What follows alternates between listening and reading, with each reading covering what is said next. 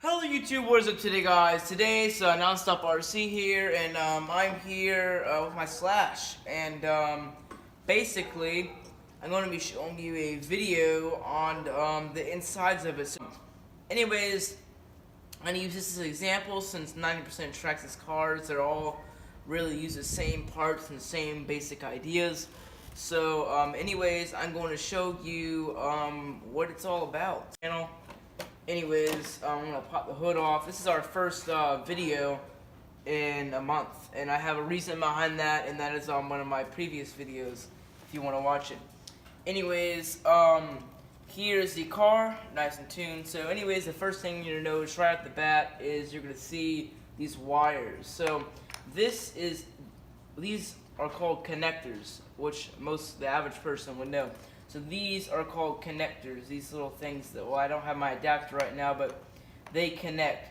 So it's kind of hard to Traxxas cars, but the one coming off what's called the speed control, which is what controls your voltage and all that, is a male. So this is the male, and what comes off the battery should be the female. This should be the same in all cases, unless you have some weird Chinese car or something. This is an R key. And this is the battery hold down when taken out. Inside part, so if you can see right here, you can see that this is the motor. So usually the round cylinder thing right over here, the wires come out of it, that's your motor. So whatever your motor connects to, that's where your gears are going to be. So these wires, 90% of the time they connect to what's called a speed control. As I said earlier, the speed control regulates how much voltage goes into your motor. Because if you just straight wire a battery to a motor, you're not going to have any control over how it works. Speaking of control, this little box right here, the antenna come out of, that's your radio box. Your radio box is like what the data chip on toy RC cars. Your radio connects to this box, and everything connects to the radio box. And the radio tells the radio box what to do, and the radio box tells the car what to do. So that's how the car is controlled. So your speed control and your steering servo, which is right here, that steers your car. So it's a little motor that steers right or left. So anyways, those connect to your radio box. So the next thing are, obviously, these are axles, but these little guys right here that the car is coiled on, these are hubs, or knuckles as I like to call them, axle carriers, whatever you want to call them. These hold the axles. These are also what helps it turn. These are turnbuckles. These little metal bars right here, these are called turnbuckles, or connecting rods. They hold the tires from falling out of place. These are obviously shocks. What holds the shock on is the shock tower.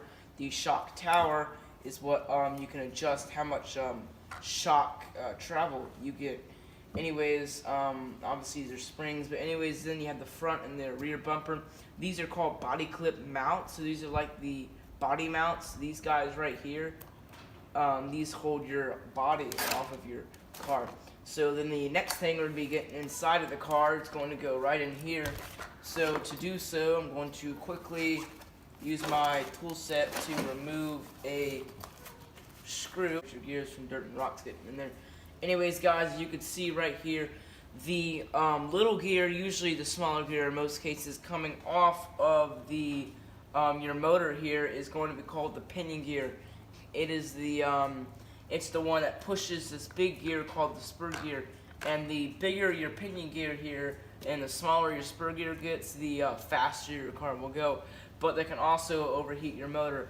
So 90% of the time, cars have slipper clutches. Most new cars have them built into the spur gear. So this little pad mechanism, that hole the gear is connected to, can't really take it apart, but that is called a slipper clutch. It's a magnet usually, and when it spins, those magnets connect, and it's what helps your car move. Because if it was just locked in place, you'd have a little too much torque, and you could tear stuff up and burn stuff up. So that's why it's like a torque control. Anyways, the last thing is that these boxes, usually on a four-wheel drive car, there's two boxes. So in this case, there's the rear diff box and the front diff casing. So the rear and the front diff casing are what holds the diffs. The diffs are very similar to a slipper clutch. It's like in a regular car. They have differentials, and those boxes are what holds the differentials. and the differentials keep your tires from locking, which help you have better stability.